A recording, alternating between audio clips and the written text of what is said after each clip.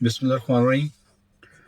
आज हम बात करेंगे कि जो यूके में प्रॉपर्टी अगर आप लेते हैं, इन्वेस्ट करते हैं, और अगर आप दुबई में प्रॉपर्टी लेते हैं, इन्वेस्ट करते हैं, तो इन दोनों में टैक्स वाइज क्या डिफरेंस है।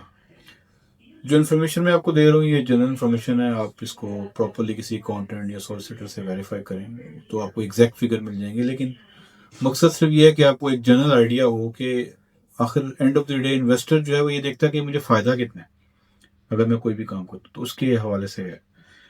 तो अगर आप यूके में प्रॉपर्टी लेते हैं तो आपका इनकम टैक्स रफली 45% आपको पे करना पड़ेगा, जबकि यूएई यानी कि दुबई में वो ज़ीरो है। और कॉर्पोरेट टैक्स जो अगर आप कंपनी बना के बिजनेस करते हैं तो वो भी आपका 25% है, जबकि यूएई में 9% है। अगर आप प्रॉपर्टी टैक्स की बात करें तो 3% ईयर है, और यूके दुबई में ज़ीरो है। Capital gain tax up to 28% है यूके में, जबकि दुबई में वो ज़ीरो है।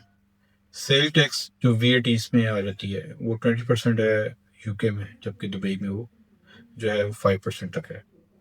स्टैम्प ड्यूटी अप टू 12% है, डिपेंड आप कितनी बड़ी इन्वेस्टमेंट कर रहे हैं यूके में, जबकि स्टैम्प ड्यूटी है वो 0% है। काउंसिल टैक्स जो है वो डिपेंड करता है प्रॉपर्टी पे, वो तो हर एक का वेरिएबल होता है, वो वहाँ पे दुबई में ज़ीरो है। Dividend tax up to 39.35% variable हो सकता है, वो होगा, वो यूके में है, जबकि दुबई में वो ज़ीरो है। इनहेरिटेंस टैक्स जो है वो 40% है यूके में, जबकि दुबई में वो ज़ीरो है। अगर आप ये सारी चीज़ें कैलकुलेट करें तो आपको end of the day profit he profit है अगर आप दुबई में काम करना चाहें। हाँ, अगर कोई एक और चीज़ है, डीएलडी इसको कहते हैं, दुबई लैंड रेवेन्यू का जो टैक्स है, जो आप प्रॉपर्टी बाय करते हो 4% पे करते हैं, वो तो कंपलसरी है, वो तो आपने देना है। लेकिन ये सारी इन्फॉर्मेशन एक जर्नल है।